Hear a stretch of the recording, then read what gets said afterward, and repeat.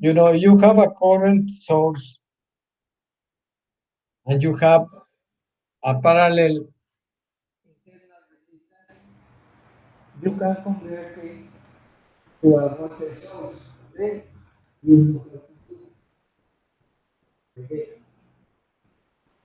But sometimes you have only the current source and you don't have a parallel resistor, and uh, you want to convert it to a voltage source, and so you will not be able to do it. So you can use the super mesh current method that consists of putting the current sources, or maybe one or maybe several, in open circuit.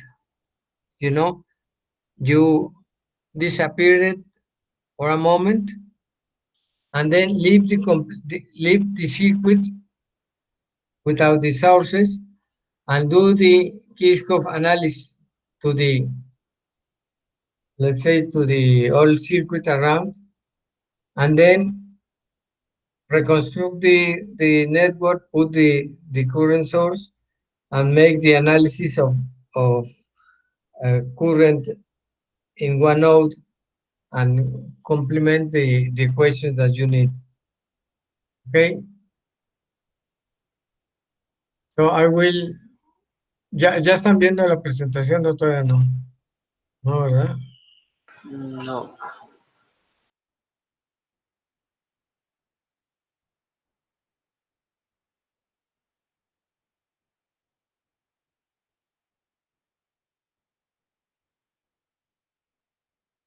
Okay.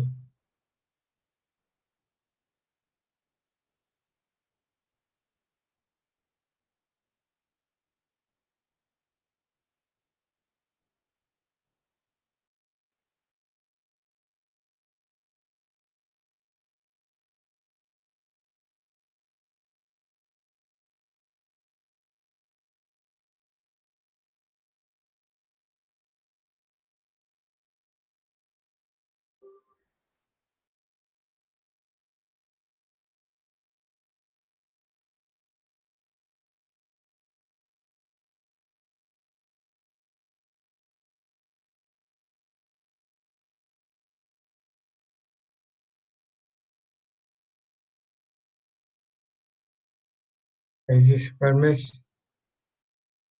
mesh current. Then, for example, you can see that we have two voltage sources here, pointer, and one current source here. But you don't have there is a parallel resistor, but it's not its internal resistor. So we cannot convert this. What we do, we first, we imagine that it is a resistor or whatever, and we'll do the Kirchhoff loops, make two loops here, as it said here. These two loops is for two currents, I1 and I2. But momentarily, let's take off this current source and leave it as in this space. Leave this space blank, this nothing between these nodes. In these nodes comes in this terminal, let's say it's the play of the current source, but it is not here. So we will analyze only this circuit, okay? So it becomes more easy, but in this case, we will have current 1 multiplying these two resistors, and in this case, we have I2 multiplying the second resistor, the R3 resistor. So if we analyze here, we have 2 volts up positive minus 6 times 6 ohms I1 minus 4 ohms times I1. Then go to the other side, minus 2 ohms times I2. En este caso se multiplica por I2 and minus, no, I mean plus plus 12 volts, because aquí es una subida de voltaje, plus 12 volts, as it is here.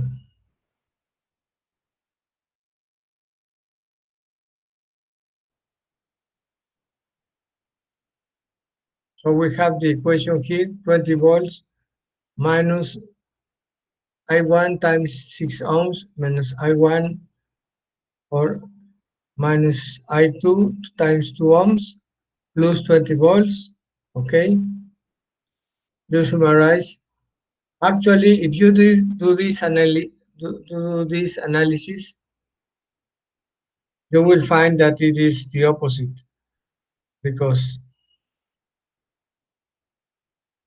you will have minus 10 inch, minus 2, and minus 32. Okay, this will be, if you do this operation, what you can multiply all this, let's say,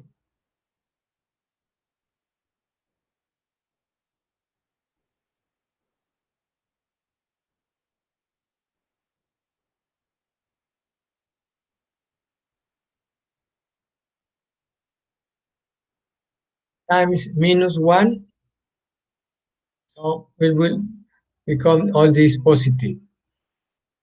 Okay, but let's keep it the same. So we have here one equation, and we will have here the second equation, that of current, Kirchhoff current law. Then with two equations we just aligned I1s, las I1s en una columna, 10 y 1, aquí 1 y 1, 2 y 2, y aquí tenemos,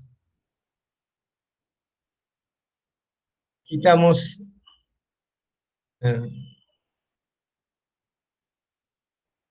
si la igualamos a 0, y 4 es igual, o sea, 4 ohms, que vale I, es igual a I1 menos I2. Entonces aquí ese es menos I2, lo ponemos aquí.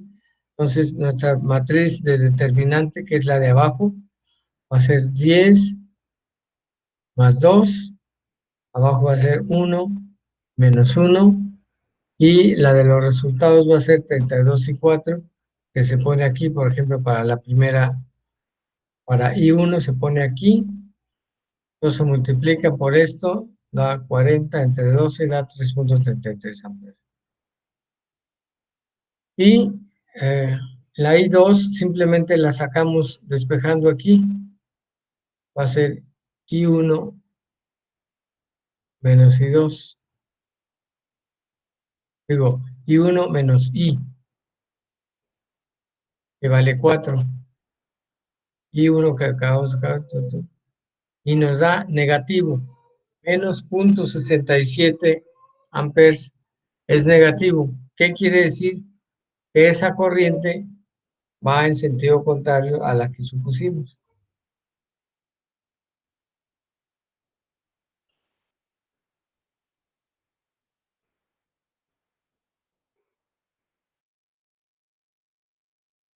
Quiere decir que esta corriente va para acá, pero nosotros lo hicimos así porque es nuestro método, siempre lo vamos a hacer en ese sentido. Y ya sabemos que no va a pasar nada si nos da negativo al final.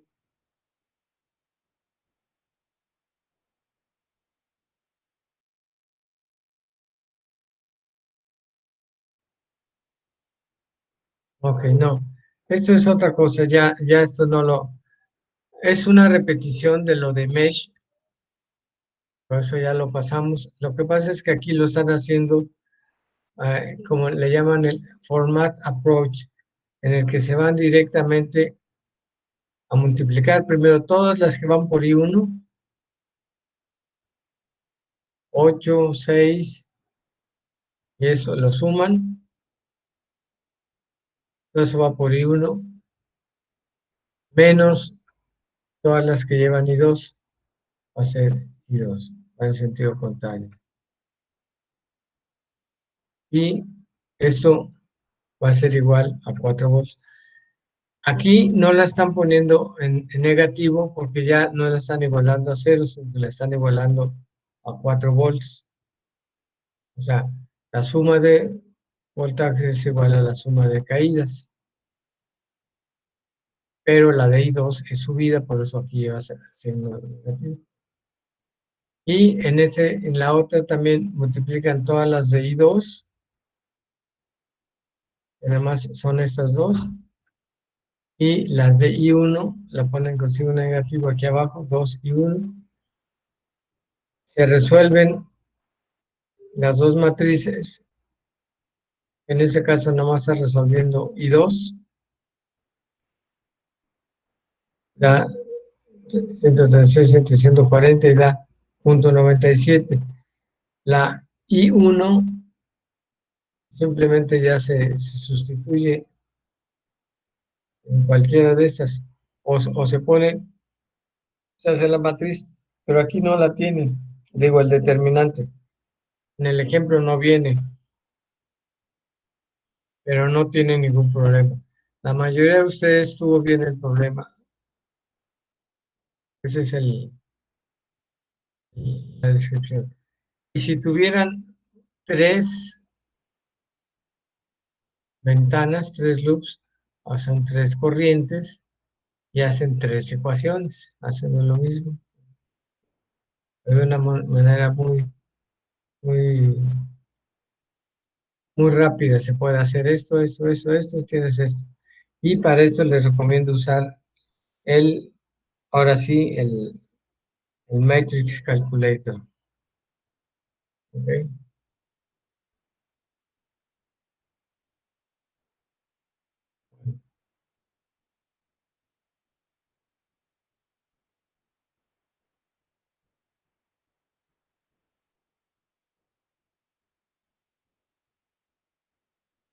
Okay. Now let's start another topic that is the nodal analysis. In a similar way, as we analyze these windows, we try to find the currents, okay? The incognites or the unknowns are the currents. But in the case of the node analysis, the incognites will be the voltage at each node. Node voltage will be the incognite. So we will make the current law, Kirchhoff current law for each node. You know, the sum of input currents equals the sum of output currents. What I will share with you a short video, no, it's not, a short video that explains that. Okay, let's watch it.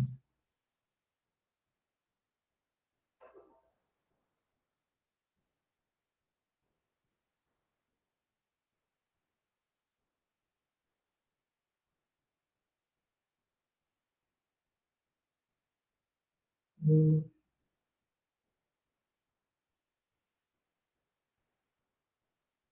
this is one. Is perhaps is not the best.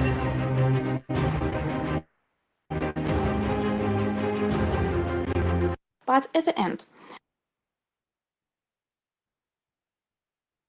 So perhaps it's not the best video, but it's very short, so I don't want to spend.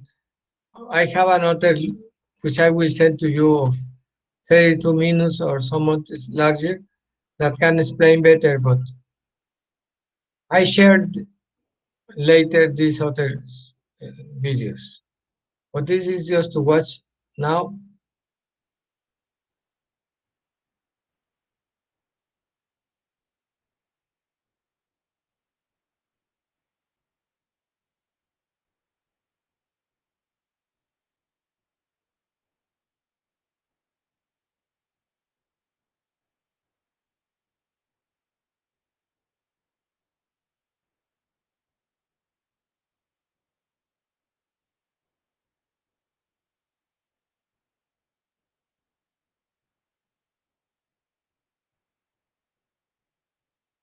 Okay?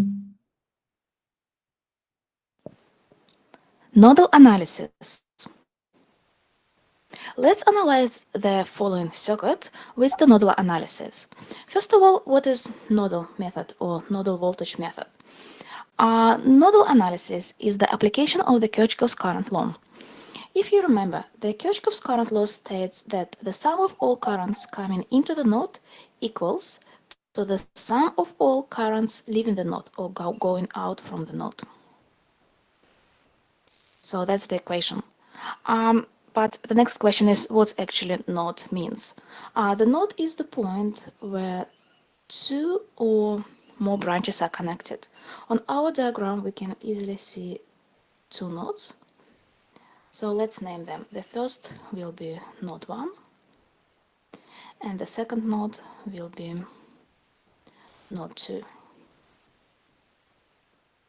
Next, let's assign the main voltages we'll be working with. The first is the reference node shown by this symbol. Usually we put the reference node somewhere at the bottom of the circuit, and at the reference node the voltage will be 0. And also we'll be using another two voltages, V1 and V2, which we call node voltage. So at the end, applying Kirchhoff's current law to each node, we're supposed to produce two equations, and as the result of solving these equations, we'll be able to find nodal voltage V1 and nodal voltage V2. To be able to apply KCL to each node, we need to know the direction of each current. So let's have a look where the current will flow in each branch. We'll start with 10 volts power source. We know that the current is leaving the positive terminal, so it will follow by the direction on this branch. The current will be going into node V1. On the other side, on the right, we can see the current source as 2 amps. This is already current source, which means we already know the direction of that current, and followed by this direction, the current is going into node V2. Now the vertical branches, because at the bottom we have the voltage, the potential is 0, so it's obviously low potential, and the high potential or positive will be at the top at voltages V1 and V2.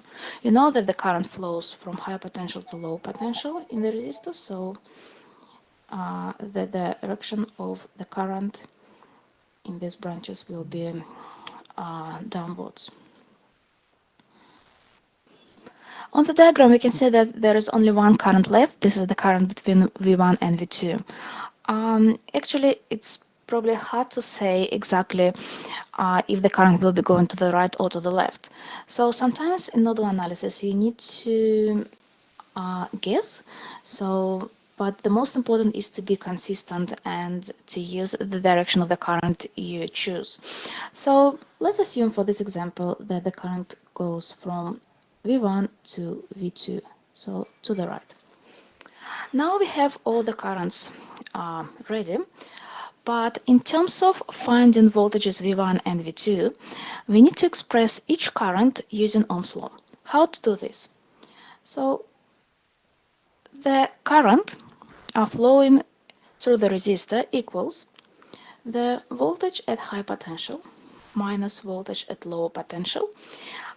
Easy to say voltage at plus minus voltage at minus divided by the value of resistor over R. Let's check 1 ohm resistor. We know that the current in the resistor flows again from high potential to low potential, in other words from plus to minus. So we can put plus and minus. And let's call this current as I1. So what would be the current I1, the current flowing through 1 ohm resistor? Using this formula, the current I1 will be voltage at plus.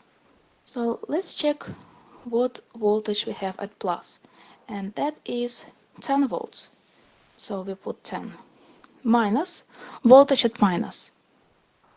Looking on the diagram, voltage at minus is V1. So 10 minus V1 over, and the resistance is 1 over 1 ohm.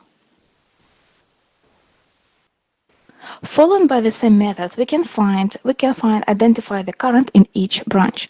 To make it easier and do not do a mistake, let's assign the polarities across each resistor.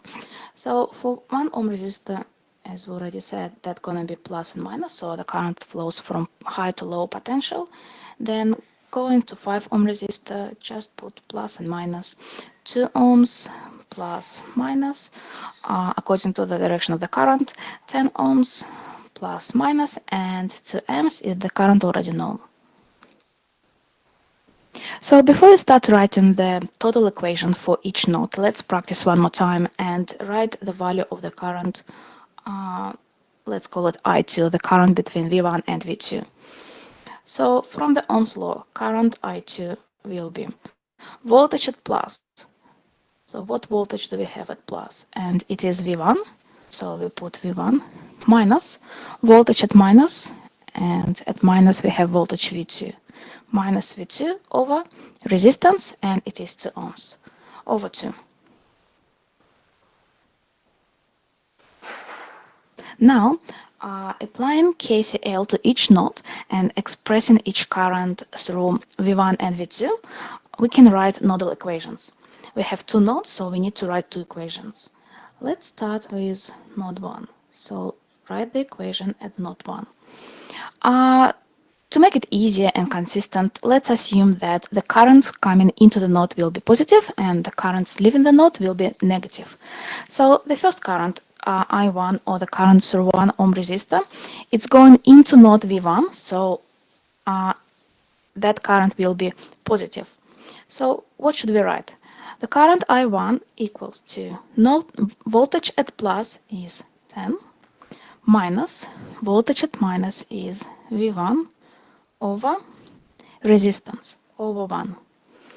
Then let's look on the current going through 5 ohm resistor. It's going down out from the node, so we assign this as negative current. So you put minus, and same method, voltage at plus will be for this current V1 minus voltage at minus, and at the bottom we have a reference node where voltage is 0, so minus 0 over resistance over 5. If you look into the node V1, we can see that there are 3 currents at this node, so we should have 3 components in the equation. The last one is current. In our diagram is shown as I2, the current through 2 ohms resistor. It's going out from the node, so you put minus, and again voltage at plus is V1 minus voltage is V2 over 2 ohms, and everything equals to 0. Now let's write a nodal equation for node 2. So use a different color, node 2. And again, we have 3 currents, so we should have 3 components in the equation. The first current, I2, now is coming into the node, so we make it positive, which will be voltage at plus V1 minus voltage at minus V2 over resistance over 2. Then the current through 10 ohms resistor is leaving the node, going out, so that will be negative. Minus, for this current, voltage at plus is V2 minus voltage at minus, and it is reference node where voltage is 0, so minus 0 over resistance over 10. And we also have one more current coming in, and this is 2 amps. So this current already known, and it is coming in, so it will be positive, so you put plus 2. And that will be your second nodal equation. Basically, just now we produced the most important part in nodal analysis. We generate 2 nodal equations. Now let's see if we can solve it. We have 2 equations and we have 2 unknowns, V1 and V2. If the number of unknowns equals to the number of equations, we can solve it. I'm going to skip the solving process, but I certainly encourage you to try to solve two equations, two simultaneous equations. If you're still unsure, the full solution is shown on the lecture 3 notes. So always welcome to go through the lecture notes and check if you everything doing right. But at the end, we're trying to find nodal voltages V1 and V2. So solving two equations, we'll get that V1 equals to 9.09 volts and V2 is 10.9 volts. But why do we need to know nodal voltages? Well, by knowing nodal voltages, we can find any current in any branch. For example, what would be the current I1? And we know that I1 is 10 minus V1 over 1. And because we already found nodal voltage V1, we can find the current I1, which will be 10 minus 9.09 over 1, which equals to 0.91 amps. And we can do exactly the same thing for any current. Just one more example. For example, you need to find current I2. And again, we already identified that the current I2 is voltage at plus V1 minus voltage at minus V2 over 2. And we already know V1 and V2, so just substitute the numbers into the equation, we'll get current I2, which will be V1 is 9.09 minus V2 10.9 over 2. And we can see that the current I2 is negative 0.905 amps. What does it mean? You don't have to worry that your answer is negative. This only means that the actual current I2 is flowing to the opposite direction. So if you remember, I advise you that sometimes you need to guess the direction of the current. So basically your solution will show if you propose the right direction overall, but it is fine. So you have negative current, and you can say that the current I2 goes from node V2 to node V1. And once we know the value of each current, we know resistance, we can find the voltage across each resistor or the power delivered or dissipated by any resistor in the circuit.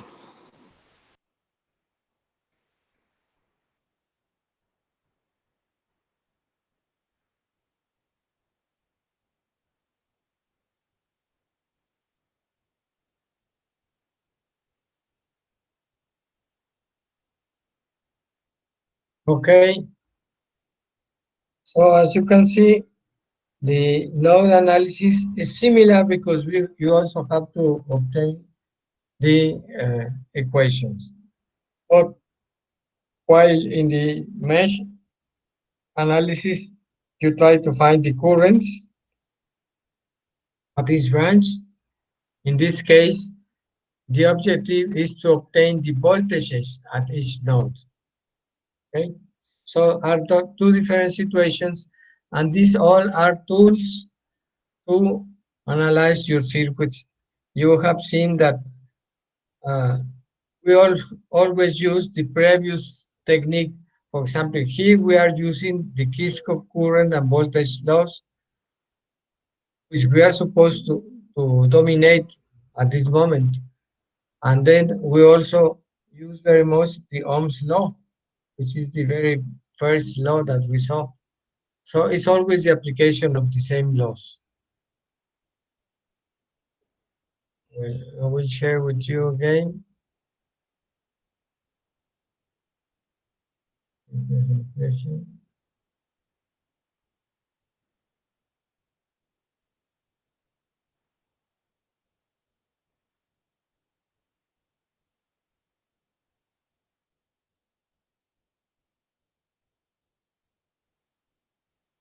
Okay.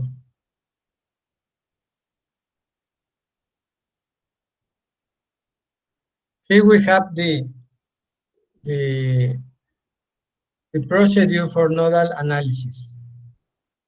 First, it says determine the number of nodes within the network.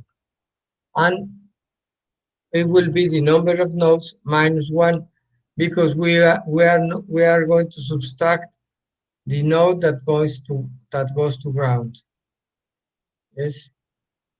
Then pick a reference node, that is this one, and label each remaining node with a subscript value of voltage, V1, V2, and so on. In this case, we pick this, the reference node, and we have here this node V1. Note that this node is not only one point, not only in the here, but we have the same voltage across this line, okay, across this bar. Nodes are always referred to have the same voltage. Each node will have a unique voltage,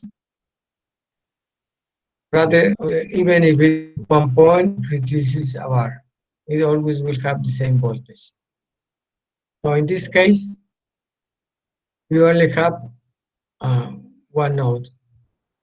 And then there is another assumption. We have to apply the Kirchhoff current law at each node except the reference, okay? And assume that all of known currents leave the node for each application of Kirchhoff's current law. Okay, we have to make an assumption that if we know this current I1 and I2, we don't know. These are unknown, son corrientes desconocidas.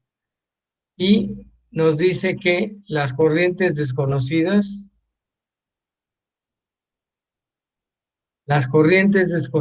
las vamos a poner como que son saliendo del nodo, lo cual no es exacto lo que la maestra que explicó el video. La maestra, ella sí supuso la dirección de las corrientes dependiendo del voltaje. Por ejemplo, aquí lo más lógico sería suponer que aquí esa corriente I1 fuera hacia arriba, porque tenemos esta fuente de voltaje, la corriente sale de aquí para acá. Esta puede ser indistinta. Pero aquí la metodología, el procedimiento, nos pidamos que todas las que no conocemos van a salir del nodo.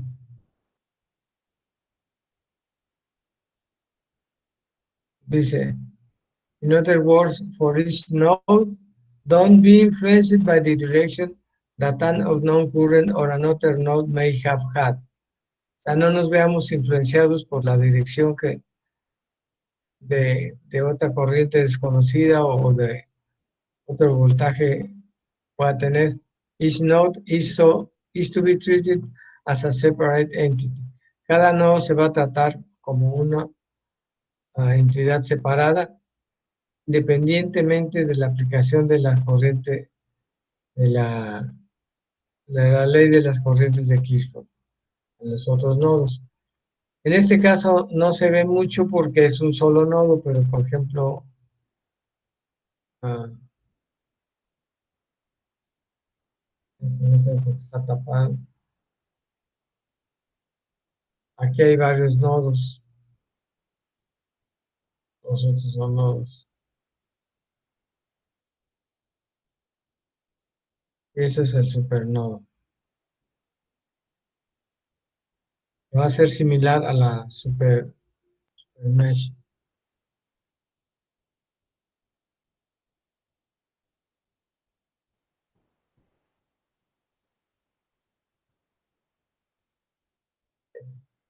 We will see first this example.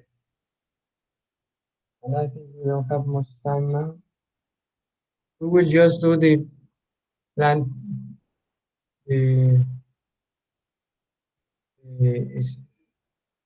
equations before solving it. Okay. In this example, we have the same circuit here, and we will define the nodes V1 and 0. Okay. Then we will assign the currents as it is drawn on the previous.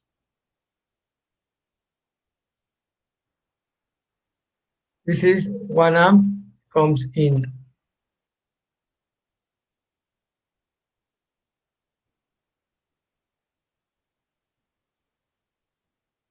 And then the other are unknown, and then we will put it living here.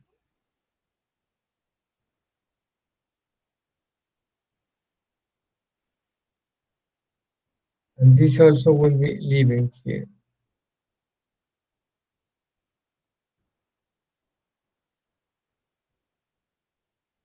Okay.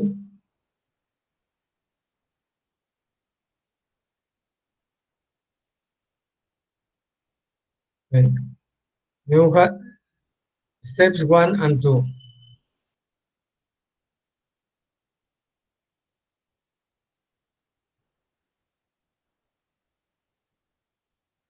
Has 2 nodes. The lower node is defined as the reference node at ground, and the other node as B1. The other node is B1. The voltage from node 1 to ground. The voltage from here to ground. And I1 and R2 are defined as leaving the node. I1 and I2 are leaving the node. And Kirchhoff's law is applied as follows. I, that it is equal to the sum of these two currents, equal to 1 plus 2. Income current equals the sum of outgoing currents. But how much is the value of each current? I2 we can obtain from the voltage. VR2, this is VR2 divided by R2 by Ohm's law. But VR2, because this, what we call VR, as this, it refers to a resistor. It refers to the voltage drop. The voltage drop. But in this case, this voltage drop must be equal to the voltage V1 because it goes to 0. But you have to distinguish the difference between the nodal voltage and the voltage drop across a resistor.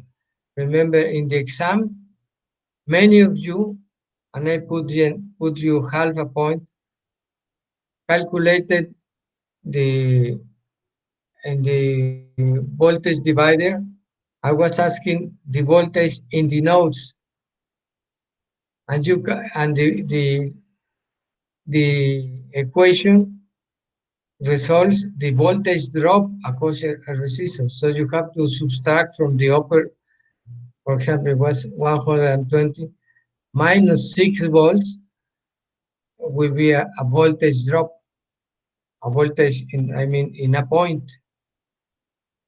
And you assumed that the calculated was this node voltage, and that was not true. Okay, but in this case, it's clear that V1 divided by R2 equals I2 here. This is I2. And for I1, it is VR1 divided by R1. But in this case, VR1 will be equal to V1 minus E. In this case, we are assuming that we have here our highest potential. Even we know that we have a battery and it will be higher. This we will find out later. So these two values can be substituted into this equation and comes I equals V1 minus E and plus V1 minus R. Now in this case, we can just simplify.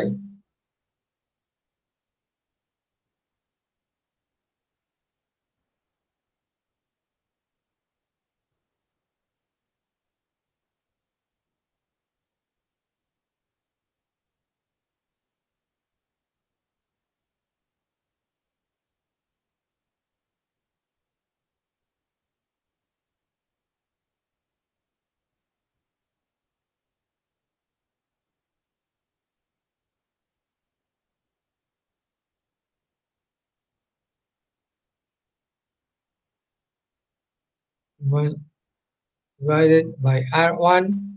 How much is R1? Is 6 ohms.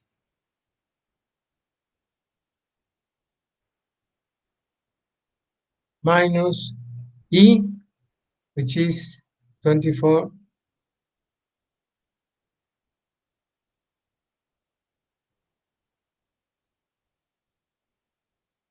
divided by 6 also.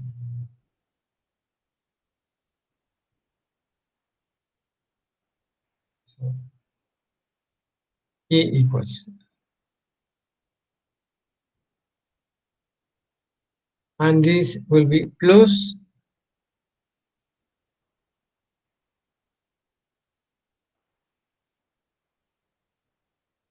V1 divided by R2, which is 12.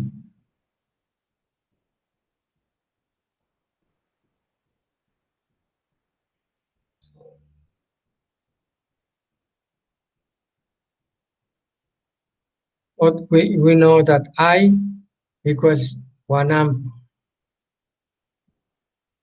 1 amp equals, I will put together this VI, V1,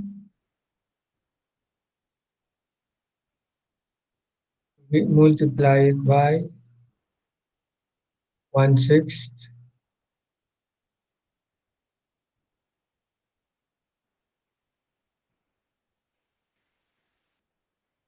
plus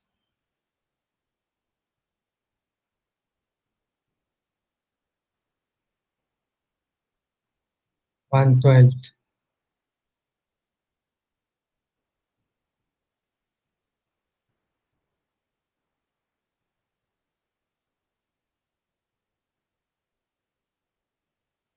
And this one will be minus 24 entre 6 es por 4, menos 4.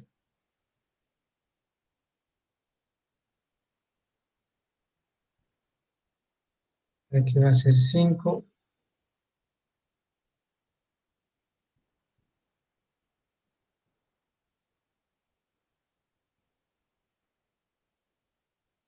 Eso va a pasar sumando acá de este lado. Va a ser 5.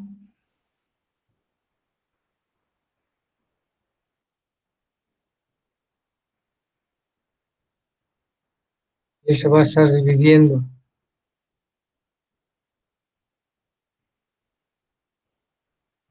Un sexto es igual a 2 doceavos, ¿no?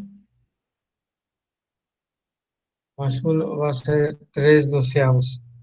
Podemos tal vez calcular cuánto es 3 doceavos.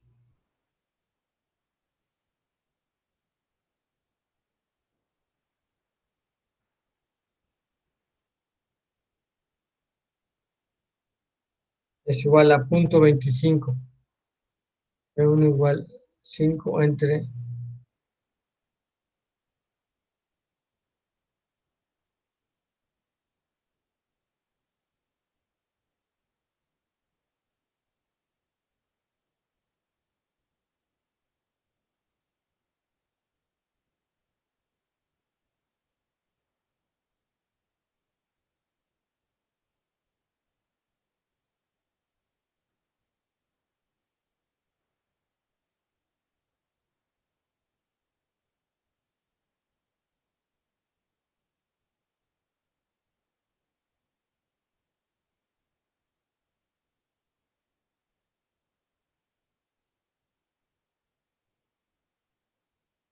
equals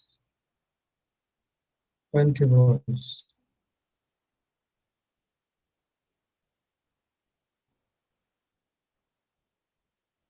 Okay, that is our result. We only have one equation, and just by substituting the values, we can obtain this. And then with this, we can obtain the values of the currents, because we will have here 20 volts.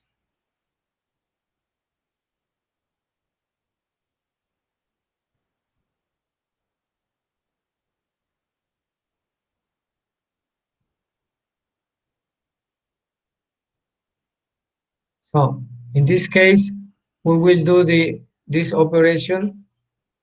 V1 minus V1 will be negative. So that will mean that this current will be in the opposite direction, because V1 will be 20 minus 24 will be minus, minus 4 multiplied by 6, 4 por 6, minus, okay, but we will not go into the detail at this moment. We have to go.